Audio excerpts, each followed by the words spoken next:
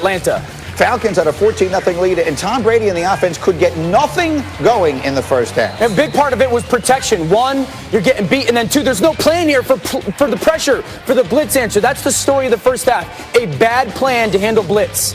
So it's 17-0 in favor of Atlanta, but then here comes Brady starting to cook in the third quarter. Look at this strike. Greeny, look at this throw, man. Like, watch it from the back angle. You're going to see Tom Brady go from his left, scan back to the right, snap the head, and then watch this absolute rope to Mike Evans by Tom Brady.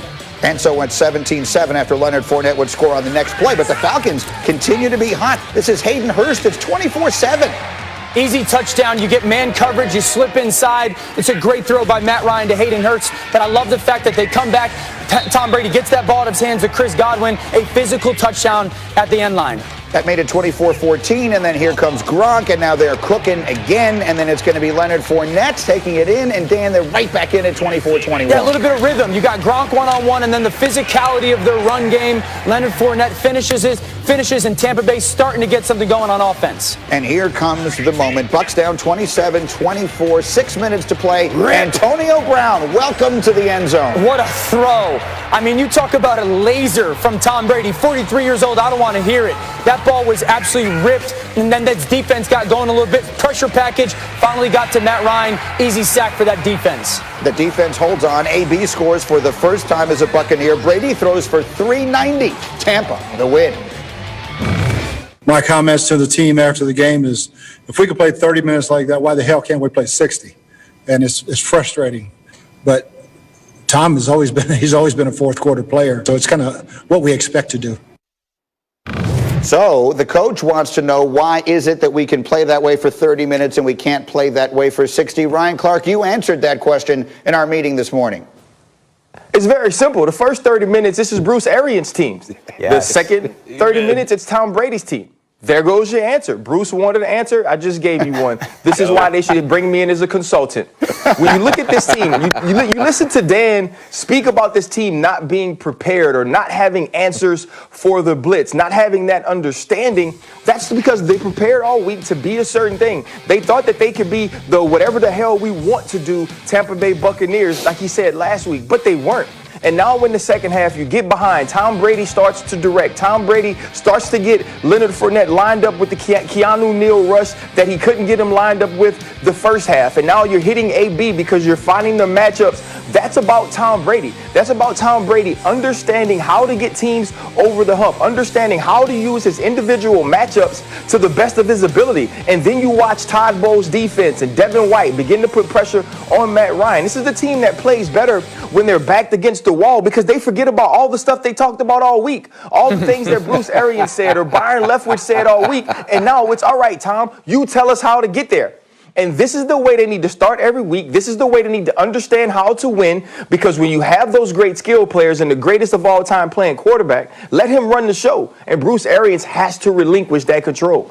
Rex is nodding his head vigorously over here. Yeah, because look, you have Tom Brady.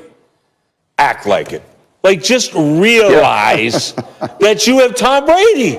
Like, well, why do we have to wait 30 minutes to realize we have him? And then next week, I'm going to show you how smart I am. Here's the game plan. And like, he's got to be like, what are we doing? For the love of God, we have Tom Brady.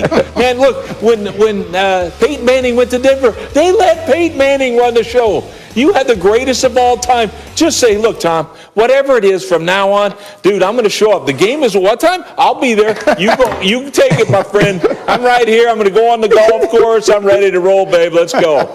It's all you. Dan, get more specific. What is it in the second half? Take me through it. I could hear you in your voice, the enthusiasm during the highlight. What is it that you're seeing in that second half? Okay, so in the first half, RC touched on it. Like, there's no plan for handling pressure.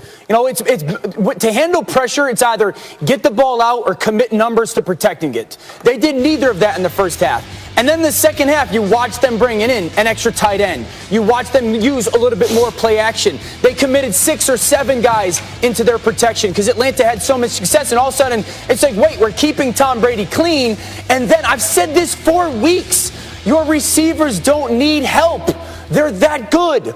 All you have to do is make sure the quarterback is upright. All you have to do is make sure that you have the wall in front of him. When the wall is in front of him, he will cook. AB can win. Mike Evans can win. Godwin can win. Anyone who tells me Tom Brady can't play anymore, just watch the last 30 minutes. He threw for 320 yards in his second half in the NFL. He threw for a quiet 400. I don't care if it's against Atlanta. Like, that's the difference. Right. They go into the first half. They go into the first half, and it's like Tom Brady's on his back all the time. Did you not think that you, who have struggled with pressure all year, the defense wasn't going to come out and pressure you? And then all of a sudden, in the second half, they come out, and it's like, all right, we'll keep an extra tight end. And you know what? We'll chip with our tail back. We'll use some play-action pass to make the defense hesitant. And then you watch Tom Brady do whatever he wants with the football. I've said it since October. As long as they keep Tom Brady clean, both with plan, execution, this offense will be fine. Look, it's a week-to-week league, and we'll get through some of the other results as we go. But on a weekend where Green Bay didn't look all that good and the Rams suffered an embarrassing defeat and a lot of other... New Orleans loses a game yesterday. This week, the Buccaneers look like a potential Super Bowl team with the way they played in that second half. All right, everybody stay close. Much more NFL as we continue. But to the next order of business, and that is Selection Sunday. The decisions made and the college football playoff matchups will be Alabama and Notre Dame in the Rose Bowl. They'll play that game in Dallas. Clemson and Ohio State in the Sugar Bowl, as usual, in New Orleans. It's the third time that Alabama has gone wire to wire atop the college football playoff rankings in a season, and you see how it broke down there with Texas A&M at 5, Oklahoma at 6, and here they are. Those who have been covering it for us all through the season, Heather Dinich and Paul Feinbaum getting up early for us here. Heather, I texted you during the Saturday night, during the Clemson-Notre Dame game, and I said, could Notre Dame get blown right out of this playoff? And we were sort of speculating whether or not it could happen. Why didn't it? Why did the committee leave them in at 4? Because everyone has to remember that it is the entire body of work. We tend to get wrapped up in the moment. Oh my gosh, they got blown out. This is terrible. But the previous 10 games, including a win earlier in November against the top 4 Clemson team, that still counts. Yes, the committee absolutely reconsidered that win after what they saw on Saturday and recognized that it was a totally different game against a totally different Clemson team. But they still give them credit for the win as a win on the road against the top 15 North Carolina team. At the end of the day, this committee, whether you agree with the picks or not, used its protocol. Strength of schedule is one of them, and the Irish beat the Aggies in that aspect in that committee meeting room. So, Paul, that was the decision they made. Was it the right one?